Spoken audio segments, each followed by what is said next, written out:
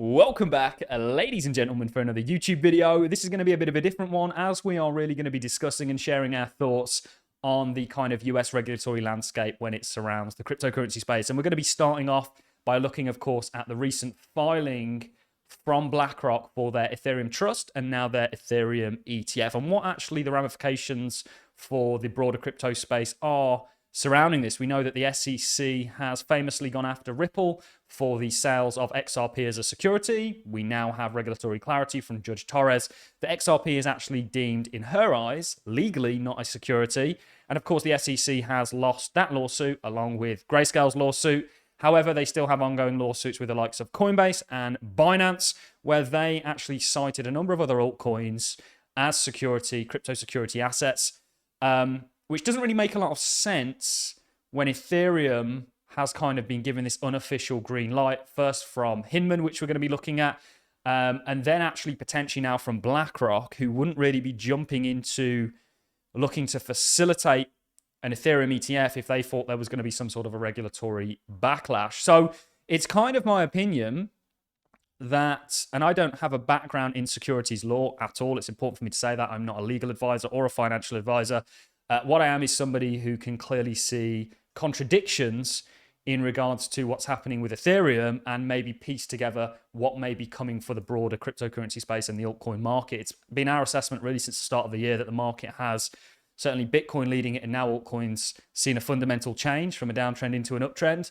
And actually this uptrend, this bull market, may have a lot to do with institutions. And the other day we had a false filing that's now been confirmed from the same guy that confirmed that the Ethereum ETF was actually legit, or the Ethereum Trust was actually legit. We had a false XRP filing. And I think that this is crypto. There's never a dull moment. The internet is a brilliant place. But this is actually something that I think is to come. Now, maybe not from BlackRock, but you are going to end up in a world where you have, if Ethereum is now leading the way, like Bitcoin has, altcoin ETFs and actually potentially basket of altcoin ETFs, just like we see with Grayscale's products. I think that ETFs are going to go down a similar trajectory. I wouldn't be surprised if Solana, with its strength and its institutional favoring, certainly in regards to inflows, sees an ETF filing. But this is to come. And what I want to do in this video is a few things. I want to first of all look at the Ethereum ETF filing.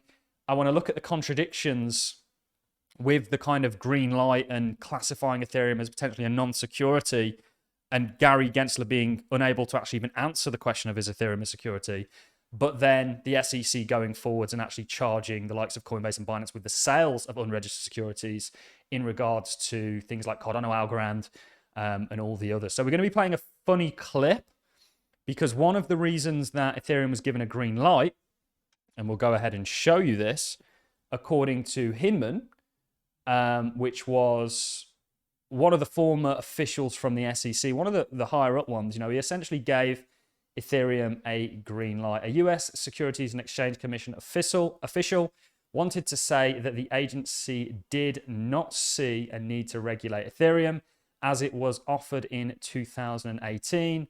Read an email released Thursday. So this all got brought up initially with the Ripple lawsuit that was going against Ripple, Brad, and Chris for the sales of unregistered securities. The securities in this case was XRP. Since all this was brought up, the lawsuit has now gone in XRP, Ripple, Brad, and Chris's favor.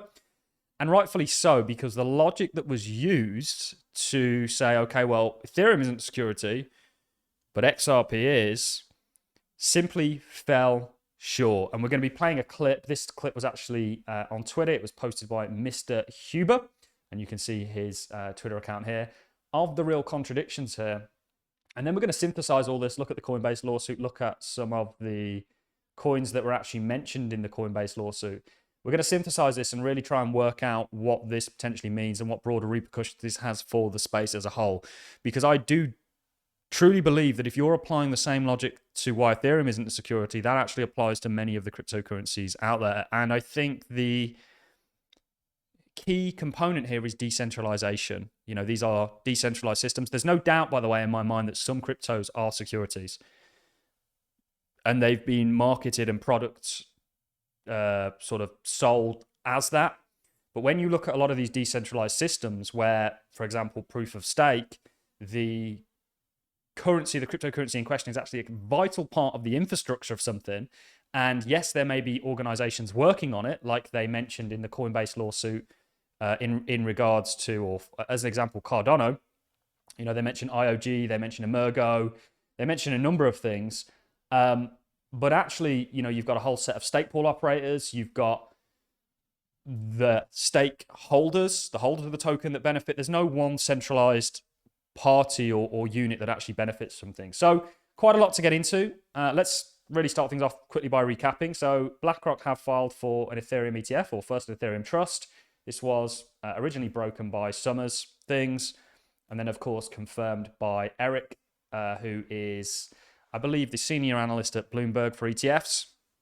He was the same guy that didn't confirm or said that the XRP filing was false, and BlackRock had confirmed this themselves, which we take at face value.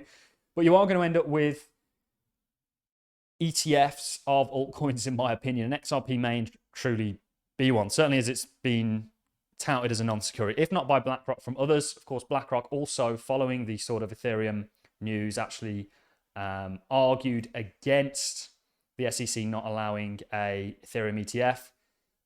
BlackRock's recent application for a spot Ethereum ETF named the iShares Ethereum Trust has brought the issue into the spotlight. The application, filed on November the 9th, challenges the SEC's rationale. And the SEC's rationale is way out here across the board, guys, when it comes to crypto, for consistently denying spot crypto. They didn't just say Ethereum or Bitcoin ETFs, while approving those based on crypto futures. BlackRock points out the inconsistency in the SEC's approach. Nothing that, since ETH futures are priced based on the underlying spot Ethereum markets, it's illogical not to approve ETFs that offer direct exposure to Ethereum and the broader market eventually. Now, this is our website. For those of you that haven't checked us out, come and check out allincrypto.com. We try and keep you as up to date as possible on the news, as well as this channel. What I want to do now is dive into this clip, which was very well put together by this individual, which really highlights the nonsensical nature of, okay, well, if Ethereum gets a green light, then why shouldn't the rest of the cryptocurrency market? This is all very exciting for somebody like myself that has well and truly been on this regulatory battle for a long time. You know, has been in the crypto space for a hell of a long time, to the point where we were even writing a book on the history of it and some of the cryptocurrencies that we believe are going to change the world. You know, it's very encouraging to see BlackRock and the SEC's shortcomings, I guess. Not that we wish anybody ill at all, when it comes to their tyrannical pursuit of the crypto industry. Let's dive into this clip, ladies and gents. Ethereum has been given the green light. It could keep working, even though it didn't register any of this stuff. Ripple, as you know, is being sued. What's the difference between Ripple and Ethereum? Well, the SEC would say Ripple is still building out its platform. The Ethereum platform is built out. The stuff is now trading like any other commodity, not a security that is used to build something where you get something in return.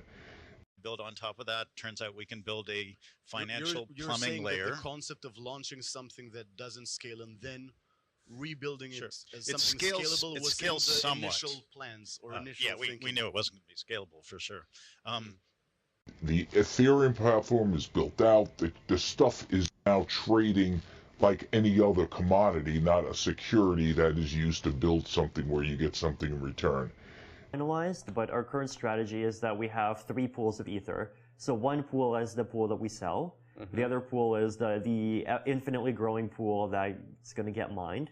And the third pool is a small pool, roughly something like 30% of the Ether that we sell is something that we're going to use as an organization to pay for development long term.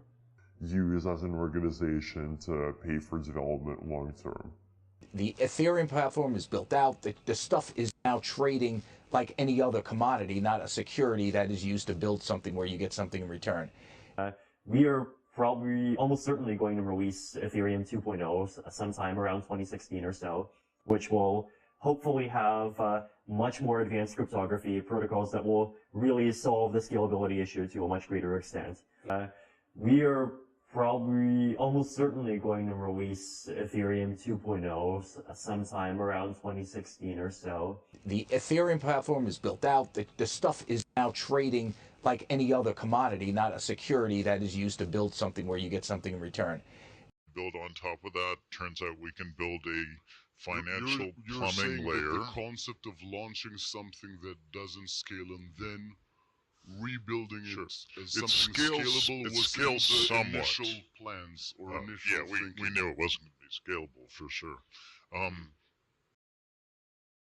The controversy and the sort of contradictory nature of all this is, you know, I think it kind of sums up the regulatory state in the United States. Nobody really knows what the lay of the land is from the SEC's point of view. However, and we've stated this from the start, we believe it's just largely a power grab. Where does the whole Ethereum green light come from? Well, it comes from the Hinman documents that were brought up, or the emails with Hinman were brought up in regards to the XRP case.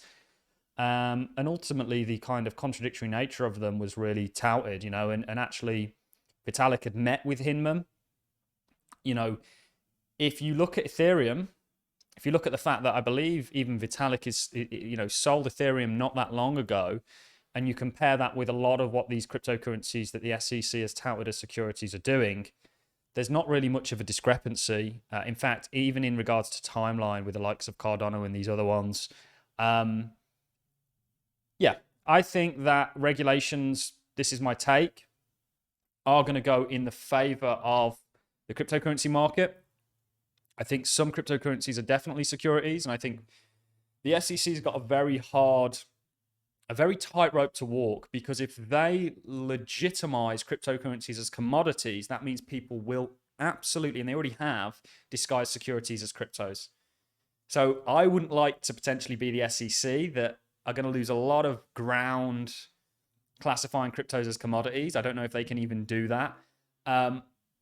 But then they've also got this regulatory minefield of, okay, well, if they say that some are and some aren't, they've got to define each and every one of them. There's 22,000 cryptos out there. So that really, I think, highlights why the SEC is potentially dragging their feet. But in my opinion, if they're giving a green light to Ethereum, if BlackRock's now getting in on Ethereum, you are in the not too distant future, I would say, as early as 2024, going to start to see the rise of altcoin ETFs. And potentially one of the narratives behind this space really be an institutional one. You know, institutions in the United States and across the board really have largely not been involved with crypto to the extent they have been involved, but to the extent that we are going to see them be once you have regulated products surrounding them. And that could be the real narrative for the bull market that's ahead of us. That's all I've got for you in this video, guys. Let me know your thoughts, comments, and concerns in the comment section. Again, a massive shout out to the individual who put this clip together. There are multiple clips we could have played. We tried to sort of tie it all in nicely, and hopefully we've done that. On that note, I'm going to love and leave you. Have a great day. See you in the next.